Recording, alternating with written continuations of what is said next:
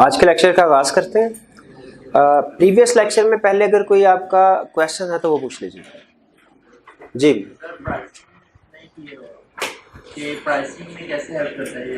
ये आज का लेक्चर इसी के ऊपर है कि प्राइसिंग में कैसे, लॉ ऑफ डिमांड और लॉ ऑफ सप्लाई, प्राइसिंग में कैसे हेल्प करते हैं। आजकल सारा लेक्चर इसी के ऊपर है। इंशाल्लाह आज के लेक्चर में ये कंसेप्ट क्लियर हो जाएगा। और कोई क्वेश्चन जी?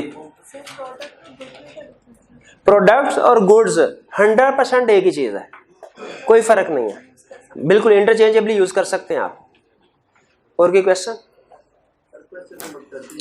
Question number 13।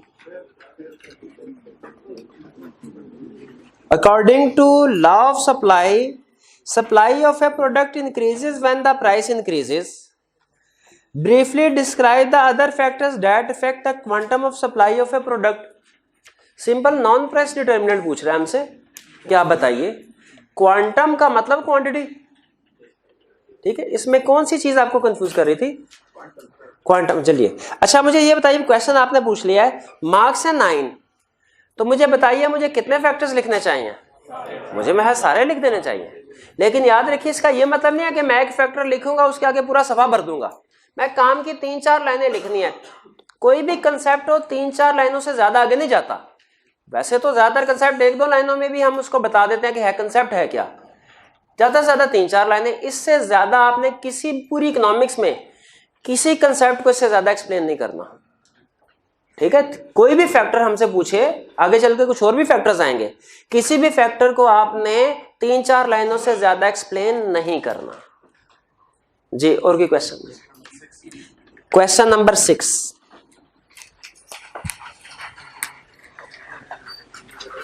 करें explain any 4 factors on account of which the demand of a product may change even when its price remains the same। कहता है प्राइस सेम रहे लेकिन फिर भी कुछ फैक्टर्स ऐसे हैं जिनकी वजह से डिमांड चेंज हो सकती है। कोई से 4 फैक्टर्स बता दीजिए। तो क्या बोला? नॉन प्राइस डिटरमिनेंट, अब की बार डिमांड के पूछ रहा है, तो मुझे कितने फैक्टर्स बताने चाहिए? 4, क्योंकि क्लियरली उसने कह दिया 4। अच्छा अगली एक बात और सुने, आपके फायदे की है।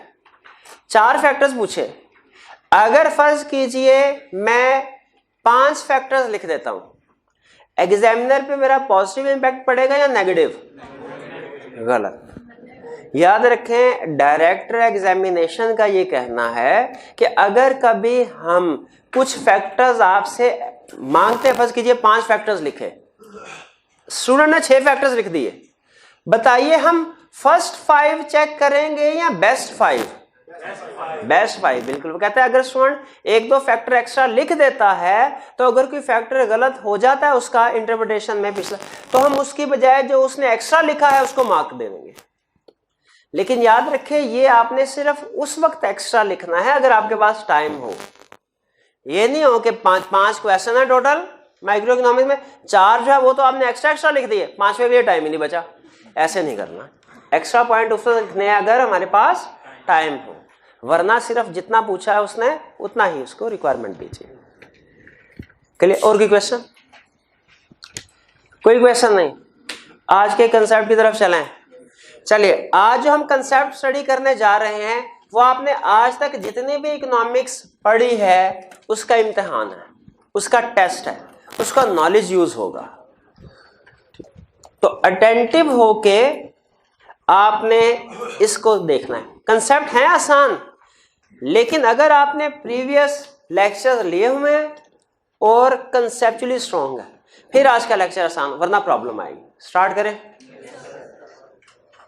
देखिए हमने पहले पढ़ा लॉ ऑफ डिमांड, उसमें पढ़ा price of a good increases quantity demanded decreases, ceteris पारिबस।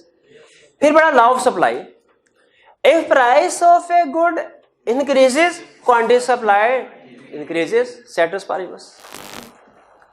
और दोनों की प्रैक्टिकल इंपोर्टेंस में हमने ये पढ़ा कि ये दोनों लॉ ऑफ प्राइस डिसाइड करने में, डिटरमिन करने में हेल्पफुल होते हैं किसी प्रोडक्ट की प्राइस। ये कैसे है? देखें लॉ ऑफ डिमांड को सामने रखें तो एक चीज जहन में आती है कि कंज्यूमर चाहता है कि उसे कम से कम पैसे देने पड़े किसी चीज के, मुफ्त में ही मिल जाए तो बेहतर है। प्रोड्यूसर ये चाहता है कि ज्यादा से ज्यादा किसी भी चीज की मुझे प्राइस मिले, भाई इसकी जेब में जो कुछ है सारा कुछ मैं निकलवा लूं।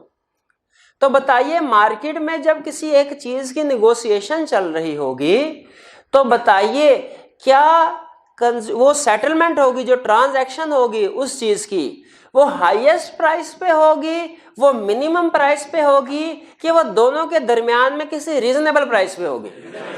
रीजनेबल प्राइस पे होगी। यही कंसेप्ट हमें बता रहे हैं वो लॉ ऑफ प्राइस में, जिसे मार्केट इक्विलिब्रियम भी कहते हैं। कहता है मार्केट में वो प्राइस डिसाइड होगी, ट्रांजैक्शन उस प्राइस पे होगी जहां पे डिमांड और सप्लाई इक्वल हैं। यानी मार्केट में वो प्राइस एस्टेब्लिश होगी जहां पे बायर और सेलर दोनों आपस में आके बराबर हो जाते हैं, इक्वल हो जाते हैं। यानी ना तो सिर्फ बायर की बात मानी जाएगी, ना सिर्फ सेलर की बात मानी जाएगी, बल्कि दोनों निगोशिएशन के बाद जिस प्राइस पे एग्री करते हैं मार्केट में वो प्राइस प्रिवेल करेगी। लॉ ऑफ प्राइस क्या है कि किसी भी प्रोडक्ट की प्राइस मार्केट में डिसाइड कैसे होगी? डिमांड और सप्लाई की मदद से। मार्केट में जो प्राइस डिसाइड होगी ये वो प्राइस होगी जहां पे डिमांड और सप्लाई इक्वल है। हमने कहा कुछ समझ नहीं आई क्या कह रहे हो, हमें मिसाल से समझाओ। उसने कहा बिल्कुल ठीक है। देखिए पहले हमने लॉ ऑफ डिमांड लादा पड़ा, फिर लॉ ऑफ सप्लाई लादा पड़ा। बताइए प्राइस डिसाइड होगी सिर्फ डिमांड से डिसाइड होगी, सिर्फ सप्लाई से डिसाइड होगी, कि दोनों को इकट्ठा करने से? अब देखिए पहले हमने एक टेबल बनाया सिर्फ डिमांड का, एक टेबल बनाया सिर्फ सप्लाई का। अब मैं दोनों को इकट्ठा करने लगा हूं, ऐसा टेबल बनाने लगा हूं जो आपने इससे पहले कभी सारी जिंदगी नहीं देखा होगा। वो कौन सा टेबल है? ऐसा टेबल जिसमें डिमांड भी आ रही होगी, सप्लाई भी आ रही होगी। तो बनाए टेबल, ये देखिए ये असल में है क्या? कुछ भी नहीं। लॉ ऑफ डिमांड का टेबल लादा था, लॉ ऑफ सप्लाई का टेबल लादा था, मैंने दोनों को बस जोड़ दिया और कुछ भी नहीं किया। यहां पे है प्राइस, यहां पे है डिमांड या क्वांटिटी डिमांडेड लिख ले, और यहां पे है सप्लाई या क्वांटिटी सप्लाई लिख ले। प्राइस है 1 2 3 4 5, डिमांड क्या है? 5 4 3 2 1। देखिए लॉ ऑफ डिमांड का टेबल है, चेंज तो नहीं किया। इसके साथ मैंने लॉ ऑफ सप्लाई का टेबल जोड़ना है। लॉ ऑफ सप्लाई के टेबल में भी 2 कॉलम है, तो इसका मतलब लॉ ऑफ डिमांड के 2 कॉलम, लॉ ऑफ सप्लाई के 2 कॉलम मिलके 4 कॉलम बना दूं? नहीं भाई, एक कॉलम तो दोनों में कॉमन है। कौन सा? तो वो यही रहने दो, वो दूसरा बनाने की क्या जरूरत है? तो इसका मतलब है मैं लॉ ऑफ सप्लाई का टेबल बनाने लगा हूं तो मैंने डिमांड को इग्नोर कर देना है। प्राइस 1 2 3 4 5 है, तो सप्लाई कितनी होगी? 1 2 3 4 5। यहां तक कोई कंफ्यूजन है तो पूछ लीजिए। अब देख लें, ये आपके सामने एक ऐसा टेबल आ गया जिसमें डिमांड भी है, सप्लाई भी है। ऐसा टेबल आ गया जिसमें डिमांड भी है, सप्लाई भी है।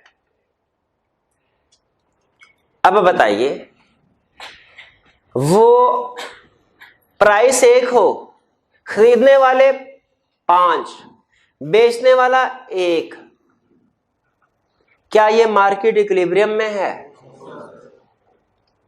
प्राइस 2, खरीदने वाले 4, बेचने वाले 2, इक्विलिब्रियम में है। प्राइस 5, खरीदने वाला 1, बेचने वाले 5 है, इक्विलिब्रियम में है। प्राइस 4, खरीदने वाले 2, बेचने वाले 4, इक्विलिब्रियम में है। प्राइस 3, खरीदने वाले भी 3, बेचने वाले भी 3, मार्केट इक्विलिब्रियम में है। बिल्कुल, इसको कहते हैं मार्केट इक्विलिब्रियम। तो इसमें अगर कोई आपसे कहे इस टेबल में बताओ मार्केट इक्विलिब्रियम वाला कौन सा पॉइंट है, हम कहेंगे ये पॉइंट। निशानी क्या है मार्केट इक्विलिब्रियम के पॉइंट की? वे demand is equal to supply. Market equilibrium की निशानी क्या है? Demand is equal to supply. अच्छा, एक स्टूडेंट कहने लगा सर देखिए यहाँ पे प्राइस भी 3, डिमांड भी 3, सप्लाई भी 3, तो रूल ये बना कि मार्केट उस वक्त इक्विलिब्रियम में होगी जब प्राइस और डिमांड एक बराबर होगी, जब प्राइस और सप्लाई एक बराबर होगी, या तीनों एक बराबर होंगी। मैंने कहा गलत कंसेप्ट, ये तो पढ़ाया ही नहीं। मार्केट उस वक्त इक्विलिब्रियम में होगी जब ये दोनों डिमांड और सप्लाई इक्वल होगी, प्राइस कुछ भी हो। वो तो फिगर सिंपल रखी है, इसीलिए इधर भी 3 आ गया, लाजमी तो नहीं कि 3 है। तो मार्केट इक्विलिब्रियम कौन सा पॉइंट है? जहां पे डिमांड और सप्लाई इक्वल हो, और जहां पे डिमांड और सप्लाई इक्वल हो वो है मार्केट इक्विलिब्रियम। तो जहां पे सप्लाई और डिमांड इक्वल नहीं है वो क्या है? Market disequilibrium. Market disequilibrium. बताइए प्राइस 1 पे मार्केट इक्विलिब्रियम है डिसइक्विलिब्रियम है? प्राइस 2 में मार्केट इक्विलिब्रियम है डिसइक्विलिब्रियम है? ये भी डिसइक्विलिब्रियम है। प्राइस 4 में मार्केट इक्विलिब्रियम है डिसइक्विलिब्रियम? प्राइस 5 में मार्केट इक्विलिब्रियम है डिसइक्विलिब्रियम? ये भी डिसइक्विलिब्रियम है। लेकिन ऊपर वाला डिसइक्विलिब्रियम नीचे वाले डिसइक्विलिब्रियम से फर्क है। ऊपर वाले डिस है दोनों डिसइक्विलिब्रियम। ऊपर वाले डिसइक्विलिब्रियम को हम कहते हैं, इस सिचुएशन को हम कहते हैं शॉर्टेज। शॉर्टेज। और नीचे वाला जो डिसइक्विलिब्रियम है इसको हम कहते हैं सरप्लस। भाई क्यों? देखिए सरप्लस क्या होता है? जब मार्केट में चीजें ज्यादा, बेचने वाले ज्यादा हैं, खरीदने वाले कम हैं, तो क्या कहते हैं? ये सरप्लस में, सरप्लस स्टॉक पड़ा हुआ है, इन्वेंट्री एक्स्ट्रा पड़ी हुई है। और जब मार्केट में खरीदने वाले ज्यादा हों, बेचने वाले कम हों, उसे क्या कहते हैं? शॉर्टेज है। दोनों डिसइक्विलिब्रियम। और जब बेचने वाले और खरीदने वाले दोनों बराबर हों, मार्केट इक्विलिब्रियम। तो ये जो है ये वाला फेज, इसे कहते हैं मार्केट इक्विलिब्रियम। और मार्केट इक्विलिब्रियम पे जो प्राइस होती है उसे कहते हैं market price, equilibrium price. Equilibrium पे जो प्राइस होगी उसे क्या कहेंगे? इक्विलिब्रियम प्राइस या मार्केट प्राइस। भाई कुछ समझ आई आपको? हमने कहा नहीं अभी सब कुछ समझ नहीं आया, ऐसे ना करें भैया। हाँ, अभी तो इकोनॉमिस्ट वाली बात ही कोई नहीं की। देखिए जिस दिन हमने डायग्राम नहीं बनाई ना कोई इकोनॉमिक्स में, उस दिन हमने इकोनॉमिक्स में कुछ नहीं सीखा। तो ऐसे ना करें, अभी तो डायग्राम बनानी है। अब आपके सर अभी समझ नहीं आया? हाँ अभी समझने, कोई बात नहीं, इसको एक और एंगल से समझने की कोशिश करते हैं। इसी को हम डायग्राम के जरिए से समझने की कोशिश करते हैं। देखें हर कंसेप्ट जो होता है इकोनॉमिस्ट 3 तरीकों से बताते हैं, डिस्क्रिप्टिव फॉर्म में, टेबल और ग्राफ के फॉर्म में। डिस्क्रिप्टिव फॉर्म में तो मैंने आपको बता दिया कि मार्केट इक्विलिब्रियम क्या है? जहां पे डिमांड और सप्लाई इक्वल हो। मार्केट डिसइक्विलिब्रियम क्या है? जहां डिमांड और सप्लाई इक्वल ना हो। डिसइक्विलिब्रियम की 2 टाइप्स होती हैं। अगर डिमांड ज्यादा है सप्लाई कम है, इसे कहते हैं शॉर्टेज। अगर सप्लाई ज्यादा है डिमांड कम है, सरप्लस। इसी को हमने टेबल की फॉर्म में बनाया। 1 2 3 4 5 5 4 3 2 1 1 2 3 4 5 टेबल तैयार हमारा। अब देखें जहां पे डिमांड और सप्लाई इक्वल हैं वो क्या है? Market equilibrium. मार्केट इक्विलिब्रियम क्या है? जहां डिमांड और सप्लाई इक्वल। और जहां पे डिमांड और सप्लाई इक्वल नहीं है, मार्केट डिसइक्विलिब्रियम। मार्केट डिसइक्विलिब्रियम की 2 टाइप्स। अगर तो डिमांड ज्यादा है सप्लाई कम है, अगर सप्लाई ज्यादा है डिमांड कम है। अब इसी कंसेप्ट को हम देखते हैं डायग्राम के जरिए से। तो डायग्राम बनाते हैं, कोशिश करेंगे थोड़ी सी बड़ी डायग्राम बनाएं ताकि एंड वाले स्टूडेंट जो बैठे हुए हैं वो भी इसको अच्छे तरीके से देख सके। वैसे तो डायग्राम के नंबरिंग करना जरूरी नहीं होता, लेकिन मैं चाह रहा हूं कि कंसेप्ट आपको अच्छे तरीके से समझ में आए। ठीक है, तो नंबरिंग कराऊं लाजमी नहीं है आपके लिए। अच्छा मैं भूल गया, ये वाई एक्सिस, ये एक्स एक्सिस में प्राइस आता था ना, क्या आता था? हाँ क्वांटिटी। वाई एक्सिस में क्या आता था? अब देखिए जरा, आपने एक गलती ढूंढनी है, मैं गलती करूंगा लेबलिंग में। ये डायग्राम मैं बनाने लगा हूं, जहन में रखिएगा, मार्केट इक्विलिब्रियम की। ये डायग्राम किसकी बनने लगी है? लॉ ऑफ डिमांड की नहीं बनने लगी, लॉ ऑफ सप्लाई की भी नहीं बनने लगी, लॉ ऑफ प्राइस या मार्केट इक्विलिब्रियम की डायग्राम बनने लगी है। क्वांटिटी डिमांड जी। अच्छा चलें, अगली दफा मुश्किल सवाल पूछूंगा आपसे। बिल्कुल, यहां पे डिमांड, क्योंकि अब मैं डिमांड और सप्लाई दोनों मेजर करने लगा हूं, क्वांटिटी सप्लाइड।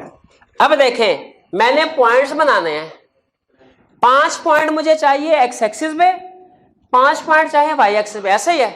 और मेरी कोशिश होगी कि वो तकरीबन इक्वल पॉइंट हो। आपके पास तो फुटा होगा ना सफ़े के ऊपर, आप इक्वल पॉइंट बड़े आराम से कैलकुलेट कर सकते। मेरे पास इतना बड़ा फुटा है ही नहीं। वैसे इनकरीब मेरा प्रोग्राम है, उर्दू बाजार जाऊंगा, वो लकड़ी वाला फुटा हमारे 6ठी क्लास में टीचर के पास होता था, वो ढूंढ के लेके आऊंगा, आगे चल के डायग्राम बनानी है, उधर इस्तेमाल होगा जी। तो अब देखें, 5 पॉइंट जो हैं वो मैंने बनाने हैं, कोशिश करूंगा कि इक्वल, लेकिन आपको पता है 19-20 हो सकता है। तो क्या एग्जाम में हम, एग्जाम में आई क्या कहता है, एग्जाम में हमने जो डायग्राम बनानी है, क्या वो फुटा प्रकार डी से बनानी है या कि फ्री हैंड से भी चल जाएगा? कहता है फ्री हैंड से भी चल जाएगा, शर्त यह है कि डायग्राम टेक्निकली करेक्ट हो। ये ना हो फ्री हैंड के साथ आप डिमांड कर बनाएं ये, और फिर फेल होके आके कहें सर आपने तो कहा था फ्री हैंड से अगर डायग्राम बनाया, क्या कहता ठीक है, तो मैंने फेल कर दिया। और भाई फ्री हैंड की वजह से फेल नहीं किया, डायग्राम ही तुम्हारी टेक्निकली करेक्ट, डिमांड कर थोड़ी है, सप्लाई कर पाए, ठीक है। तो अच्छा अब देखते हैं, 5 पॉइंट्स मुझे चाहिए। 0 ध्यान से, मैं सर्कस में काम कर रहा हूं। 1 2 3 4 5, ये शून्य, ये एक किधर, ये 1 2 3 4 5, 5 पॉइंट हो गए। अब इधर भी मुझे 5 है। अब देखें, इन दोनों का, इन सब का डिस्टेंस इक्वल होना जरूरी है, इनका डिस्टेंस भी इक्वल होना जरूरी है, लेकिन इनका आपस में डिस्टेंस इक्वल होना जरूरी नहीं है, ये ध्यान में रखिएगा। एक्स एक्सिस वाई एक्सिस का आपस का डिस्टेंस इक्वल होना जरूरी नहीं है, लेकिन एक्स एक्सिस पे जितने भी पॉइंट्स होंगे उनका डिस्टेंस इक्वल होना जरूरी है, वाई एक्सिस पे जितने भी पॉइंट्स होंगे उनका डिस्टेंस इक्वल होना जरूरी है। यहां पे अब ये 5 नहीं बन सकेंगे, इसका मतलब मुझे थोड़ा अपना साइज कम करना पड़ेगा। मैं इसको 70% में, हाँ वो मैं वही करने लगा हूं। एक ये, दूसरा पॉइंट ये, तीसरा, चौथा पॉइंट, और ये 5वां पॉइंट। 1 2 3 5। नंबरिंग में कोई इश्यू तो नहीं है। अगेन फिर बता दूं, नंबरिंग रिक्वायर्ड नहीं थी, लेकिन चूंकि मैंने जो कंसेप्ट यूज करना है उसमें नंबर के साथ अगर एग्जांपल दूं तो ज्यादा आसानी से समझ आता है, इसलिए मैं नंबरिंग कर रहा हूं, वरना एग्जाम में अगर ये डायग्राम आती मैं नंबरिंग ना करता। अब मुझे बताइए, पहले कौन सा कर्व, डिमांड कर सप्लाई कर? पहले डिमांड कर बना लेते। तो बताइए, जब प्राइस 1 है, डिमांड कितनी है? प्राइस 1 है, डिमांड है 5। अब ये देखिए, प्राइस 1 है, डिमांड कितनी है? 5। ये मेरा पहला पॉइंट आ गया।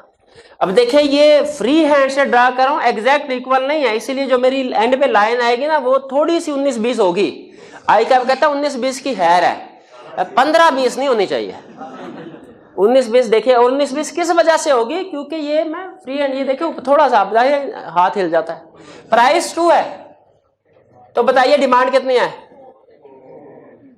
ये प्राइस 2 है, डिमांड 4, यहां पे दोनों मिल रहे हैं, ये मेरा दूसरा पॉइंट आ गया। प्राइस 3 है, डिमांड कितने हैं?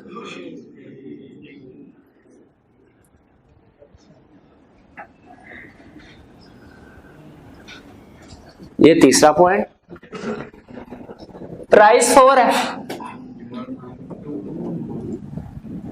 डिमांड 2। प्राइस 5 है तो डिमांड 1। ये पॉइंट आ गया। अब मैंने क्या करना है? नहीं भैया, अभी वो लाइनें तो नुक्ते तो मिला ले। छोटे होते खेलते नहीं थे वो, नुक्ते मिलाइए, वो एंड पे शक्ल बनती थी एक, तो वो कहते हैं नुक्ते तो मिलाइए। अब ये देखें, थोड़ा सा 19-20 नीचे आ गया, लेकिन 19-20 है, 19-20 एग्री करते, 19-20 है ना। और डायग्राम बनाते हुए एक असूल जहन में रखिएगा, जो परफेक्शन आप मेरे से रिक्वायर करेंगे वही परफेक्शन मैं आपसे रिक्वायर करूंगा। ये गलतियां निकालते हुए ये चीज जहन में रखिएगा। हाँ जी, बताइए, तो इसमें से गलती निकाल के दिखाएं। मैंने एक गलती की है, बताइए। 1 by 1 एस ने लिखा, शाबाश भाई के लिए तालियां। इनके लिए 21 तोपों की सलामी। एस ने लिखा, खुदा का खौफ, इससे तो बेहतर है लेबलिंग करो ही ना भाई, तो मेहरबानी है। एस नहीं, डी नहीं लिखा, ये डिमांड कर बनाने की कोशिश की है हमने। पता नहीं क्या है भाई, उल्टा होके तो नहीं देख रहे आप? हम डिमांड कर सप्लाई कर नजर आ रहा है, खुदा का खौफ करें यार, लगेगा आपको। ये डिमांड कर रहा है, यहां तो पूरा डिमांड लिख दें या सिर्फ डी लिख दें? डी डिमांड कर, ये डायग्राम हो गई। अब देखें, क्या एक ही टेबल के अंदर law of demand, law of supply दोनों आ सकते हैं? है तो सही आपके सामने, सोच के बताइए, क्या एक ही डायग्राम में डिमांड कर्व और सप्लाई कर्व दोनों आ सकते हैं? बिल्कुल आ सकते हैं, अभी आते हैं, ये देखिएगा। बताइए, अगर प्राइस, अब हम सप्लाई कर्व ड्रा करने लगे हैं, प्राइस 1 है, सप्लाई कितनी होगी? 1, ये पॉइंट आ गया, यही आता है। प्राइस 2 है, सप्लाई कितनी है? यही पॉइंट। प्राइस 3 है, सप्लाई कितने? यही पॉइंट। प्राइस 4 है, सप्लाई कितनी?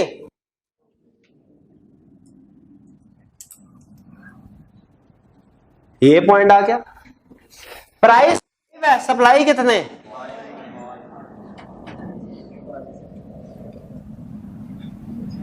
ये पॉइंट। देखिए पॉइंट सारे समझ आ गए कैसे ड्रॉ किए हमने। अब क्या करना है? लाइन है,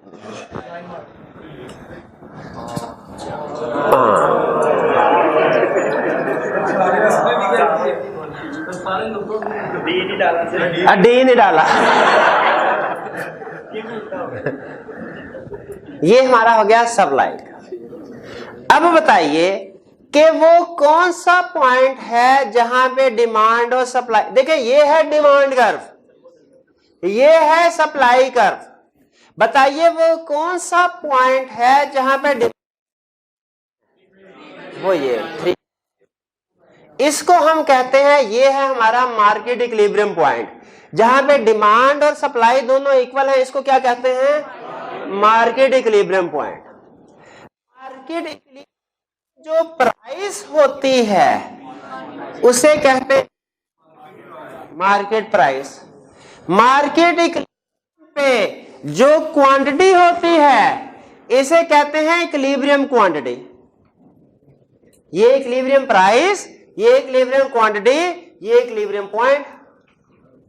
फिर इक्विलिब्रियम पॉइंट कौन सा है? जहां पे डिमांड और सप्लाई इक्वल है।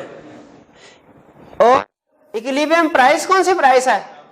इक्विलिब्रियम पॉइंट पे जो प्राइस है उसे इक्विलिब्रियम प्राइस कहते हैं। इक्विलिब्रियम पॉइंट पे जो क्वांटिटी है उसे इक्विलिब्रियम क्वांटिटी कहते हैं। कोई हमसे कहे बताओ इक्विलिब्रियम प्राइस क्या है, हम कहेंगे इक्विलिब्रियम प्राइस, जिस प्राइस पे डिमांड और इक्विलिब्रियम पॉइंट पे जो प्राइस है उसे इक्विलिब्रियम प्राइस कहते हैं। इक्विलिब्रियम प्राइस क्लियर हो गया क्या?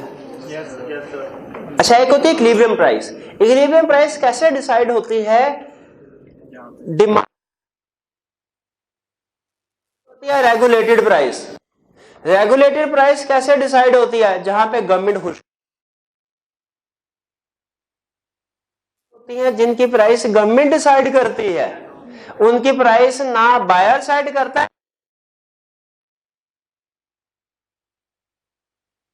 हम इसमें पढ़ते हैं। अगर तो प्राइस बायर और सेलर की डिमांड और सप्लाई से डिसाइड हो रही हो प्राइस, और अगर गवर्नमेंट ऑर्डर से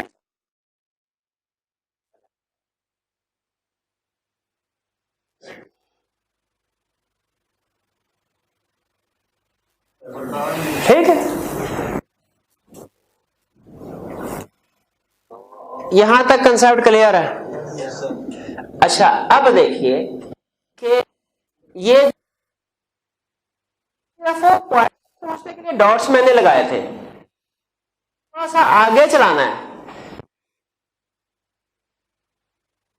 तो ये वाले पॉइंट मैं मिला दूं?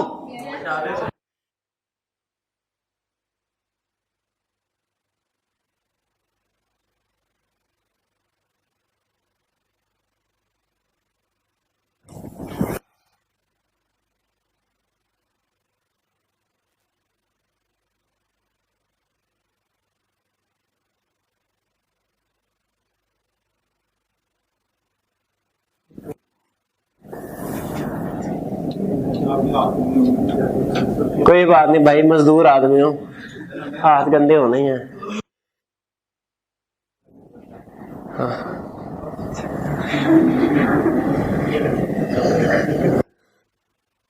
ये अब देखिए, ये हमारे साथ डिमांड ज्यादा क्लियर हो के आगे पिक्चर, डिमांड कर भी है, सप्लाई कर भी है, और सप्लाई दोनों है इक्विलिब्रियम, तो हम कहते हैं ये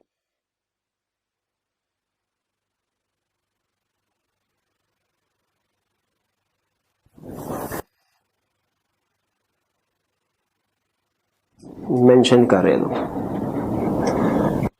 अब कहता है इक्विलिब्रियम तो ठीक, मार्केट डिसइक्विलिब्रियम पॉइंट है जहां पे डिमांड और सप्लाई इक्वल,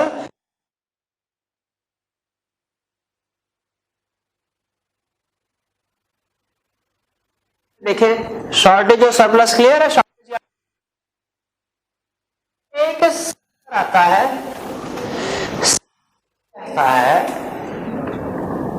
कि भाई चीज की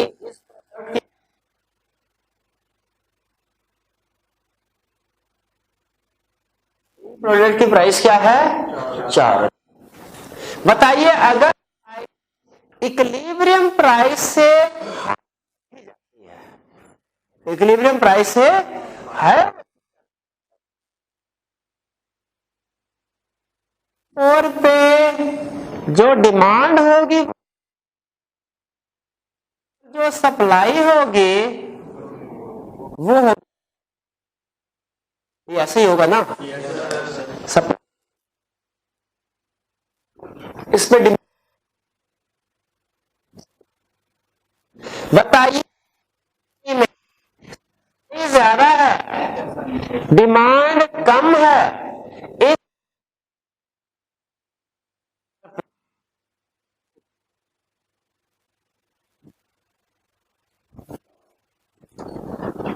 सरप्लस क्लियर है? अच्छा, क्वांटिफाई करके बताएं, अगर प्लस होगा, प्राइस अगर 4 हो, कितना होगा? 2 का होगा।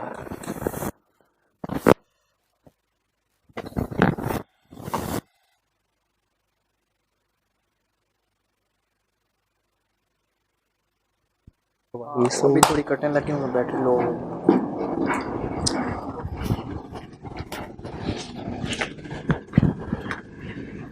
तो फिर से बताइए कि अगर इकोनॉमी में इस मार्केट में प्राइस 4 हो, डिमांड है 2, सप्लाई है 4, सिचुएशन है सरप्लस, यानी सप्लाई ज्यादा है डिमांड से, कितने यूनिट का सरप्लस है? 2 यूनिट का सरप्लस। ये यहां से लेके यहां तक यही सरप्लस है ना, सरप्लस। अब रूल ये है कि गवर्नमेंट अगर इस मार्केट में इंटरफेयर ना भी करे तो भी ये इकोनॉमी ऑटोमेटिकली इक्विलिब्रियम की तरफ चली जाएगी।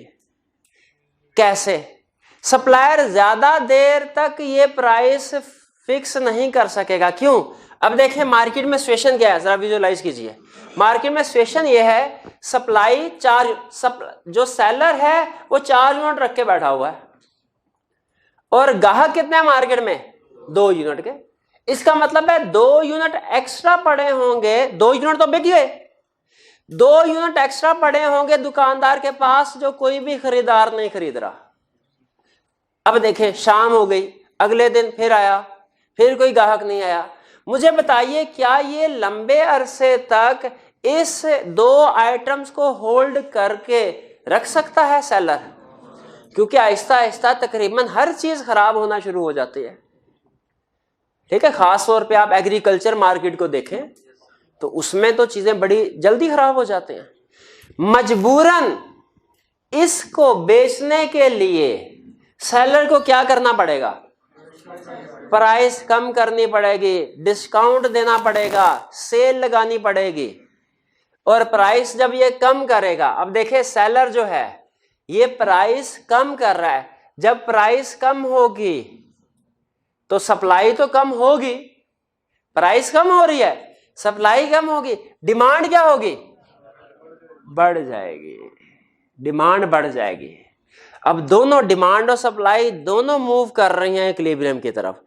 प्राइस डिक्रीज होने से सप्लाई डिक्रीज होती जाएगी, डिमांड इंक्रीज होती जाएगी और ये इंक्रीज डिक्रीज चलता रहेगा जब तक के इक्विलिब्रियम पॉइंट ना आ जाए। तो अब पता चल गया कि आपको सरप्लस क्या होता है, और ये पता चल गया अगर मार्केट में सरप्लस है तो कैसे मार्केट इक्विलिब्रियम की तरफ मूव करेगी। नहीं पता चला, आप कहीं फिर से समझाएं सर, नहीं पता चला। हाँ फिर से, बिल्कुल फिर से समझते हैं। समझना क्या चाहिए, मार्केट डिसइक्विलिब्रियम क्या है और ये कैसे इक्विलिब्रियम की तरफ मूव करता है। लेकिन अब एग्जाम्पल थोड़ा चेंज करते हैं। पहले हमने एग्जाम्पल ली थी सरप्लस की, अब हम एग्जाम्पल लेते हैं शॉर्टेज की। ठीक है, शॉर्टेज की एग्जाम्पल लेते हैं। फर्ज कीजिए कि बायर ने कहा कि हम तो 2 रुपए देंगे, प्राइस 2 रुपए। अगर फर्ज कीजिए मार्केट में प्राइस 2 रुपए चल रही है करंटली, तो इस 2 रुपीज पे सप्लाई क्या है? 2 और डिमांड क्या है? 4। बताइए डिमांड ज्यादा है कि सप्लाई? इस सिचुएशन को इकोनॉमिक्स में क्या कहते हैं? शॉर्टेज। अब क्या होगा? ठीक है, अब क्या होगा? अब वही होगा जो उस वक्त होता है जब पेट्रोल की प्राइसेस कम होती हैं और पेट्रोल पंप पे देखने में आता है क्या? रश लग जाता है, शॉर्टेज, पेट्रोल पंप बंद हो जाते हैं। ठीक है, और आप ढूंढते रहते हैं इधर उधर, यार कहीं पे कुछ जगह मिल जाए, चाहे थोड़ा सा महंगा पेट्रोल क्यों ना मिल जाए, खरीद लें, पेट्रोल मिलता ही नहीं। तो जब चीजों की प्राइसेस कम होती हैं डिमांड ज्यादा हो जाती है। जब डिमांड ज्यादा हो जाए तो चूंकि चीजों की प्राइस कम है, डिमांड ज्यादा होगी रूल के मुताबिक, हमारे सप्लाई कम होगी, मार्केट में शॉर्टेज आ जाएगा। जब शॉर्टेज आ जाएगा लोग इधर उधर घूम फिर रहे होंगे, यार कोई बंदा मिल जाए, कोई जो टैंकी भर दे हमारी, कोई 100 रुपए का पेट्रोल डाल दे, चाहे आधा लीटर क्यों ना डाल दे, बाज़ औक़ात ऐसी सिचुएशन भी होती है। ठीक है, इसीलिए तो हम ढूंढ रहे हैं कि कोई बंदा ऐसा मिल जाए हमें 100 में टैंकी फिल कर दे। तो वो अब देखिएगा कि इस सिचुएशन में कोई ना कोई सेलर होगा, वो कहेगा अच्छा ठीक है, रश ज्यादा लगा है, कहता है मैं सप्लाई इंक्रीज करने को तैयार हूं, शर्त यह है कि मेरा भी तो कुछ, मेरा क्या इंसेंटिव है, मेरा भी तो इंसेंटिव सोचो। हम कहेंगे अच्छा तुम ऐसा करो, थोड़े से पैसे ज्यादा ले लेना। आप अक्सर ये देखते होंगे जब किसी चीज का कोई चीज शॉर्टेज हो जाती है, ठीक है, लोगों की डिमांड ज्यादा होती है, लाइनें लगी होती है, लेकिन वो चीज नहीं मिलती, तो फिर क्या होता है, उसकी प्राइस बढ़ा दी जाती है। जैसे सिनेमा हॉल में कोई फिल्म जो है वो बड़ी सुपर डुपर हिट हुई, तो फिर सारे लोग देखने के लिए पहुंच गए। अब वहां पे क्या होता है, फिर वो टिकट रश लग जाता है, लाइनें लग जाती, टिकट ब्लैक में सेल होना शुरू हो जाती है। मैच की एग्जांपल, बिल्कुल ये ज्यादा अच्छी एग्जांपल थी। रश लगा था इसमें, कराची वाले मैच में तो बिल्कुल फारग था, कुछ भी नहीं स्टेडियम। चलें बहरहाल, ठीक है, तो यही एग्जांपल शॉर्ट है। अब देखिए यहाँ पे शॉर्टेज है, तो यहाँ पे क्या होगा, सेलर अब की बार प्राइस को डिक्रीज नहीं करेगा, सेलर अब की बार क्या करेगा, प्राइस, जब प्राइस को इंक्रीज करेंगे तो सप्लाई क्या होगी, इंक्रीज हो जाएगी, और डिमांड क्या होगी, सप्लाई इंक्रीज होती जाएगी, डिमांड डिक्रीज होती जाएगी, सप्लाई इंक्रीज होती जाएगी, डिमांड डिक्रीज होती जाएगी, जब तक के दोनों इक्वल ना हो जाए। और ये है हमारा इक्विलिब्रियम पॉइंट। इससे हमें क्या सबक सीखने को मिला कि मार्केट में इक्विलिब्रियम प्राइस वो प्राइस है जहां पे डिमांड और सप्लाई इक्वल है। अगर मार्केट में किसी वजह से आर्जी तौर पे प्राइस इक्विलिब्रियम प्राइस से ज्यादा हो भी जाए या कम हो भी जाए, तो अल्टीमेटली कुछ अरसे के बाद वो ऑटोमेटिकली इक्विलिब्रियम की तरफ मूव कर जाते हैं। क्लियर हो ये बात?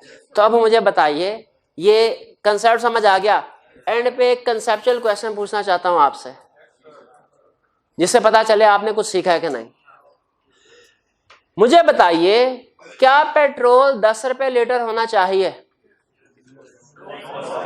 हाँ, अगर इकोनॉमिक्स आपको कुछ पल्ले नहीं पड़ी, आप कहेंगे सर बिल्कुल होना चाहिए।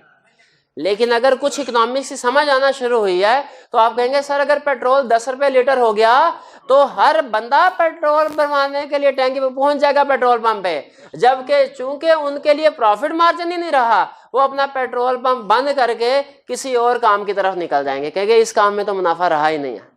अल्टीमेटली क्या होगा, शॉर्टेज होगी। ठीक है, इसी तरह बताइए, क्योंकि आप या तो कंज्यूमर बन के सोचते हैं सिर्फ, या प्रोड्यूसर बन के सोचते हैं। इकोनॉमिक डिसीजन करने के लिए कंज्यूमर और प्रोड्यूसर दोनों के पॉइंट ऑफ व्यू से सोचना पड़ता है। और आप लोग चूंकि अभी कंज्यूमर साइड में हैं, लाइफ के उस फेज में हैं जिसमें आप चीजें सिर्फ कंज्यूम कर रहे हैं, तो आप नॉर्मली कंज्यूमर बन के सोचते हैं। याद रखें, अगर आप किसी ऐसी पोजीशन पे हैं जहां पे आपने पूरी इकोनॉमी के डिसीजन करने हैं, तो हमने सिर्फ प्रोड्यूसर के फायदे की बात नहीं करनी, सिर्फ कंज्यूमर के फायदे की बात नहीं करनी, दोनों के फायदे की बात कर, दोनों को बैलेंस करना है हमने। यहां पे देखिए, सरप्लस वाली सिचुएशन में प्रोड्यूसर फायदे में है और कंज्यूमर नुकसान में है, लेकिन अल्टीमेटली दोनों को नुकसान हो रहा है, उसको नुकसान हो। और यहां पे शॉर्टेज वाले में, ठीक है, इसमें ये भी नुकसान की सिचुएशन। ओवरऑल इकोनॉमी के लिए ना सरप्लस बेहतर है ना शॉर्टेज बेहतर है। शॉर्टेज होगा इसका मतलब है लोगों को खाने पीने इस्तेमाल के लिए चीजें नहीं मिल रही, सरप्लस होगा इसका मतलब है एक्स्ट्रा चीजें प्रोड्यूस कर दी वो जाया हो जाएंगी। तो इसीलिए बैलेंस सिचुएशन रख के चलना पड़ता है। तो क्लियर हो गया कंसेप्ट? मार्केट इक्विलिब्रियम क्या समझ आ गया, मार्केट डिसइक्विलिब्रियम क्या है ये भी समझ आ गया। अगर मार्केट डिसइक्विलिब्रियम है, इक्विलिब्रियम की तरफ कैसे मूव करेगी ये भी समझ आ गया। चलिए बस आज के लिए मेरा इतना ही काफी है, पहले ही बहुत पढ़ लिया। वैसे टाइम है हमारे पास 15 मिनट अभी। चलिए आज का लेक्चर यहाँ पे खत्म होता है।